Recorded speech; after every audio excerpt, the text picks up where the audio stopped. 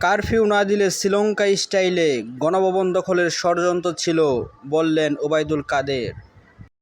শ্রীলঙ্কা স্টাইলে প্রধানমন্ত্রীর বাড়ি দখল করার টার্গেটও ওই রাতে ছিল যদি কারফিউ জারি না। এ বিষয়ে বিএনপির প্রতি ইঙ্গিত করে সরকারের সড়ক পরিবহন ও সেতুমন্ত্রী ওবায়দুল কাদের বলেন, আপনাদের বিএনপি হানাদার বাহিনীকে হার মানিয়েছে।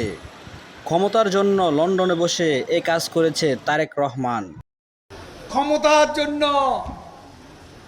আজকে লন্ডনে পলাতক এবং গণঅভ্যুত্থান ঘটিয়ে শ্রীলঙ্কা স্টাইলে প্রধানমন্ত্রীর বাড়ি দখল করার টার্গেটও ওই রাতে ছিল যদি কারফিউ জারি না।